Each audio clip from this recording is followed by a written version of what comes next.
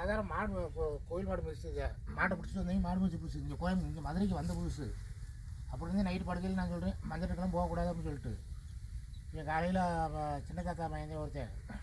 கூப்பிட்டு மாப்பிள்ள மனுக்கு என்னன்னே தெரியாது இவன் என்கிட்ட சொல்லாமல் விடிய காலம் 2 மணிக்கு எழுந்திரிச்சு போயிட்டேன் காலையில் பார்த்தா ஆளை காணும் மலை மாடு பிடிச்சி போயிட்டேன் அப்படின்னு சொன்னாலும் சொல்ல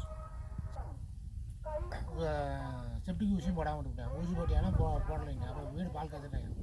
சரி நான் எல்லா பக்கமும் சொல்லிவிட்டு எந்த ஆஸ்பத்திரி கூட்டி போகிறதில்ல சகாயத்தை கூட்டிகிட்டு போயினா அவங்க இங்கே பெரிய சலம் பிடிச்சிருச்சு அப்படின்னு ஆப்ரேஷன் பண்ணுறோம்னு சொல்லி அதையே தோண்டி எடுத்துட்டானுங்கண்ணா தோண்டி எடுத்து எலும்பு நரம் தெரியுது 2 தாட்டி தோண்டி எடுத்து இப்போ தான் தோலே ஆறலைண்ணா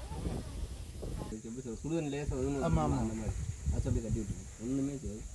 ஒரே ஒரு வாரம் தான் அது கொஞ்சம் விஷயம் ஒரே நாளில் தெரிஞ்சிடும் விஷயம் சரி முதல்ல அது நீங்கள் கட்டணுன்னே அது என்ன கட்டிட்டு அந்த ஒரு இலையை மட்டும் கடைசி ஓட்டையை போட்டு மேலே வச்சுட்டு அப்படியே அந்த துணியும் ஓட்டை போட்டு அப்படியே கட்டி விட்டுருங்க அவ்வளோதான் வேறு ஒன்றுமே கிடையாது ஆனால் அது மறுநாள் காலையில் புது டஸ்ட்டு இருக்க இழுத்துட்டே இருக்கும் சரி சரி டஸ்ட்டு இல்லை அப்படின்னா அது புண்ணுடைய கறி வளர ஆரம்பிக்கும் அது தெரியும் நல்லா கண்ணுக்கே பார்க்காம தெரியும் அப்படியே ஒரு மாதிரி சிவப்பு குச்சிமே அப்படியே வளர ஆரம்பிக்கும் சரி வீட்டில்